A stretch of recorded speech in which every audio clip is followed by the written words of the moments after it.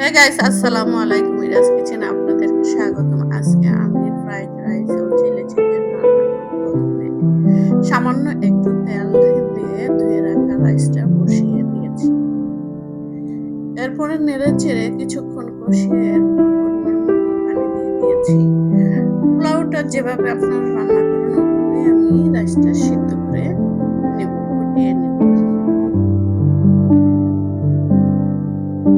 ফুটানো আগ মুহূর্ত পর্যন্ত আমি অপেক্ষা করব।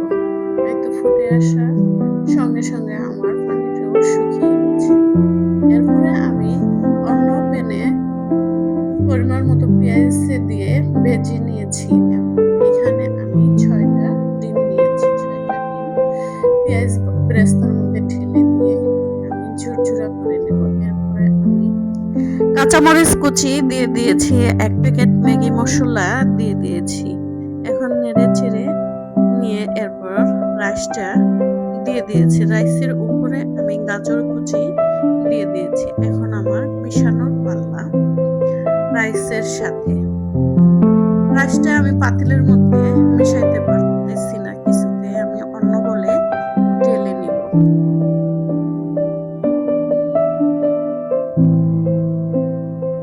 এখন ধনিয়া পাতা কুচি দিয়ে মিশিয়ে নিব রাইসটা। মিক্স করার পরে আমি পাতিলে ঢেলে ভাপে বসিয়ে দিয়েছি। এই তো আমার ফ্রাইড রাইস রান্না কমপ্লিট। এখন আমি চিলি চিকেন রান্না করব। প্রথমে আমি একটা বাটিতে টমেটো সস, চিলি সস এগুলো পরিমাণ মতো নিয়ে নেব। এরপরে আমি সয়া সস পরিমাণ মতো দিয়ে দেব। এরপরে আমি মরিচ বাটা ২ টেবিল চামচ দিয়ে দেব। এরপরে সসের সাথে মিশিয়ে নেব।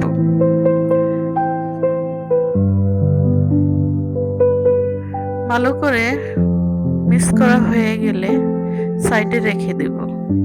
এরপরে আমি ২ টেবিল চামচ আদা বাটা, ২ টেবিল চামচ রসুন বাটা, এরপরে মরিচের গুঁড়ো, আরো ১ চামচ মরিচের গুঁড়ো দিয়ে দিলাম। ধনিয়ার গুঁড়ো, জিরার গুঁড়ো দিয়ে দিলাম। এরপরে আমি লবণ দিয়ে অ্যাড করে নিয়েছি ২ টেবিল চামচ।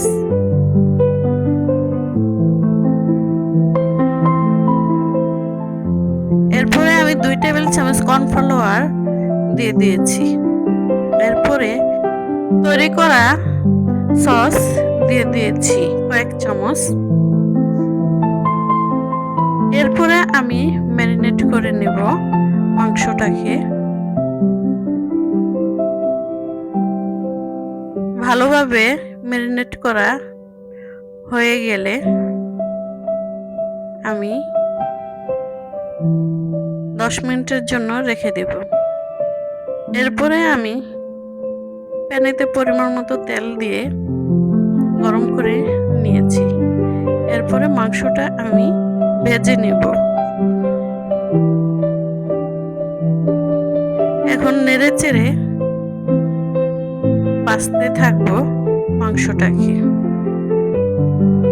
ভাজা হয়ে গেলে নামিয়ে আমি ওই প্যানেই পরিমাণ মতো তেল দিয়ে পেঁয়াজ কুচি দিয়ে ভেজে নেব। এখন নেড়ে চেড়ে ভাজতে থাকবো। এই তো আমার পেঁয়াজ বেরেস্তা হয়ে গেছে। এখন আমি পরিমাণ মতো একটু পানি দিয়ে মরিচ কুচি, লবণ, আদা বাটা, রসুন বাটা,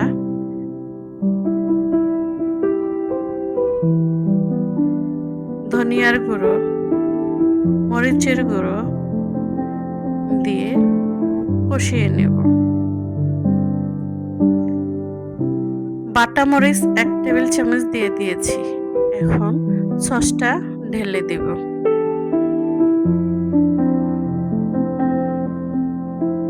সসটা দেওয়া হয়ে গেলে কষিয়ে আমি মাংসটা দিয়ে দিয়েছি। এবার আমি নেড়ে চেড়ে কষিয়ে নেব।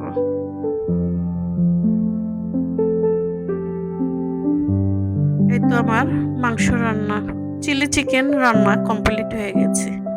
আমার রান্নাটা কেমন হয়েছে কমেন্টে জানাবেন।